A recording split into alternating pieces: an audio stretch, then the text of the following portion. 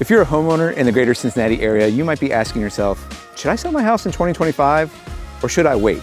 Now the market is shifting, inventory is rising, and mortgage rates, well, they're keeping a lot of people on the sidelines. So should you stay put, or is now actually the best time to make a move? In this video, we're gonna break it all down because the numbers tell a story that Zillow won't show you.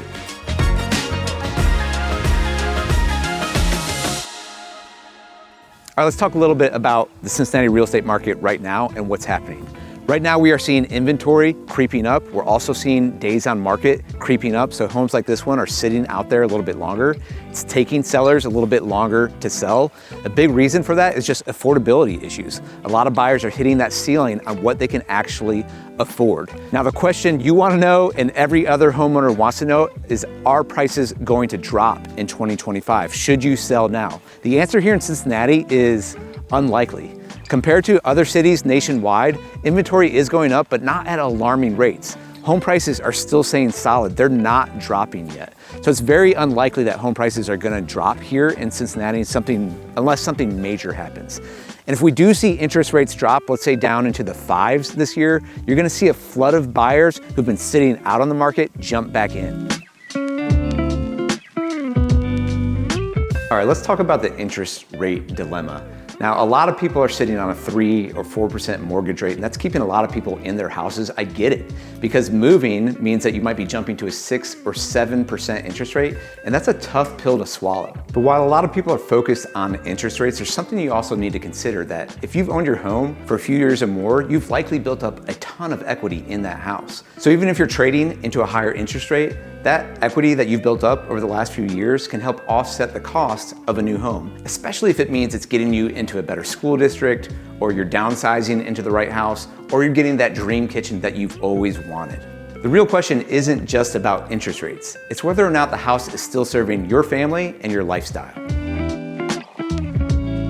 Let's talk about the elephant in the room, your Zestimate. Now, I know you've looked at your Zestimate. Don't tell me you haven't. Everyone comes up to me and says, Eric, Zillow says my house is worth $450,000. And that might be pretty close, but is it exactly right? Because here's the thing, Zillow hasn't been in your house.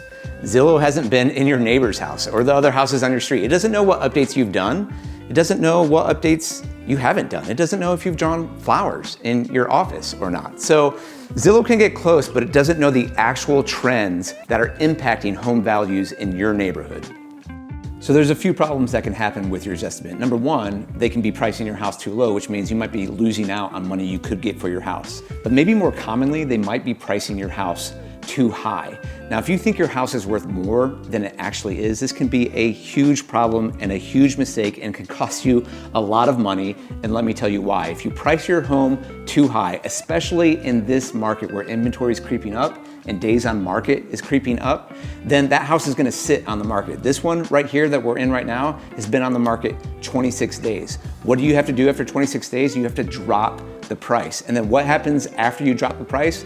You'll eventually get an offer, but it's gonna come in lower than your list price. So if you think your Zestimate is dead on and you overprice the house, you're gonna be losing thousands, or you could be losing thousands and thousands of dollars. That's why it's so important to make sure you have a professional come in and give you the proper CMA and the market analysis of your home. All right, so let's talk about the CMA, or a comparative market analysis. That's where we're gonna look at the other comps nearby and come up with a valuation of your home. But a good realtor is not gonna just give you a number, they're gonna give you a pricing strategy. Our job is to attract the right buyers and help you sell your home for top dollar. And that's more than just a number, it's giving you the proper strategy, and that's something that a Zillow algorithm just can't give you. So should you sell in 2025? Really, the answer depends on you and your goals. But if you're looking to time the market for interest rates or anything else like that, you might be waiting forever. If you have a real reason to sell, maybe your family's growing, maybe you have a new job, or maybe you need to downsize, then the best time to sell is when it makes the most sense for you. If you're curious about your home's value, don't trust Zillow. Reach out to us. We'll give you a free, no pressure home valuation for Cincinnati and Northern Kentucky homeowners. And if this content is helpful for you, then hit that subscribe button and join the Sztanyo clan. Thank you guys so much for watching. We'll see you in the next one.